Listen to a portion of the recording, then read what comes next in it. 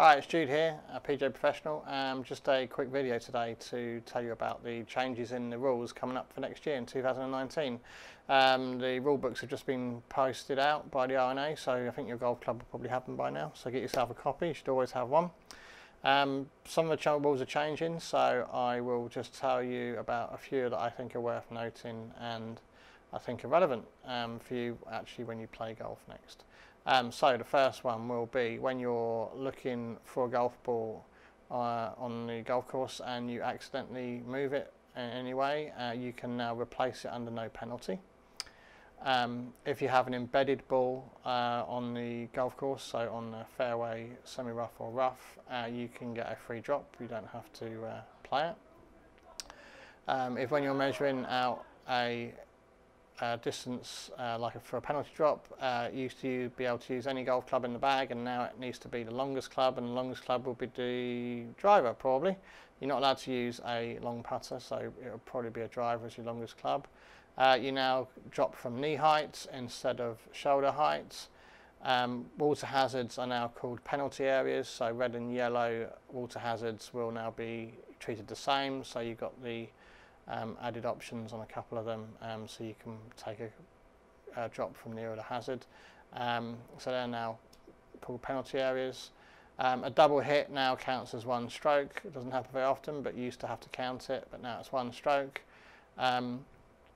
When you're in the bunker, you can touch the sand, so when you're getting into a bunker and you use a club to steady yourself, it doesn't count as a penalty. You can do that. You can lean on the golf club, you can smooth over footprints as long as it doesn't affect your lie in any way. When you're hitting a shot and it hits your golf bag or your equipment or yourself, there's no penalty anymore. When you're in a penalty area, you can move twigs, leaves, stones, you name it. You can now move them. When you're in a bunker, you have an added option of taking a drop from outside the bunker under a penalty of 2 strokes. So if you simply just don't like playing the bunker shots, then you can now drop out behind it and just add 2 shots to your score. You can, when you're in a penalty area, and if there was water in the penalty area or whether it's a dry penalty area, you can now ground your golf club or touch for water. Couldn't do that before. Search time, major one. Search time to speed up play is now will be 3 minutes. It was 5, now it will be 3.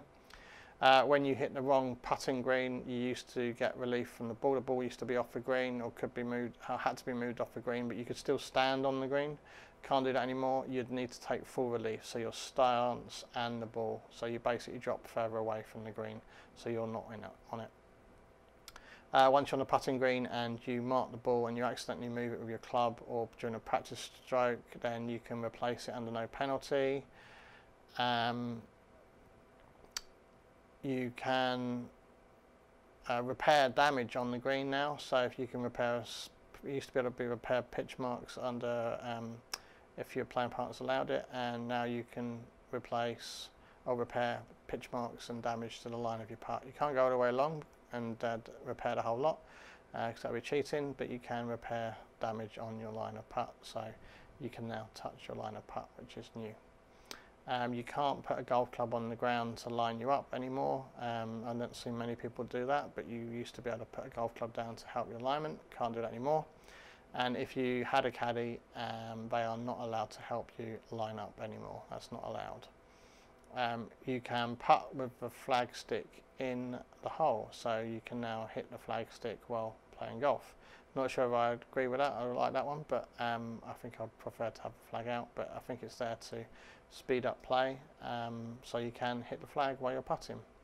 If you've hit a shot and the ball gets wedged in the hole against the flag, you used to have to wait until it hit the bottom of the hole to be deemed as hold, but now if some of the ball is submerged below the level of the putting green and it's wedged against the flag, then it's counted as hold out. I think that's all just a quick summary of what I think will be important for when you play next. There are other changes. There is one more, which is not mandatory. It's down to the club committee implementing from my understanding, and that is for stroke and distance. So if you hit a ball out of bounds, you don't have to, or you won't have to go back to the tee to play another one. You can drop one under the 2-stroke penalty from where you think it went out of bounds, and I think the same applies to a lost ball. So if you lose a ball, you can drop one where you think it was lost under a stroke of 2 shots. Again, that's down to a club rule. It's not going to happen at professional level. It's only at amateur level and club level golfers. So yeah, I hope that helps. Please feel free to comment, and if you've got any other questions for me, then let me know. Thanks for watching.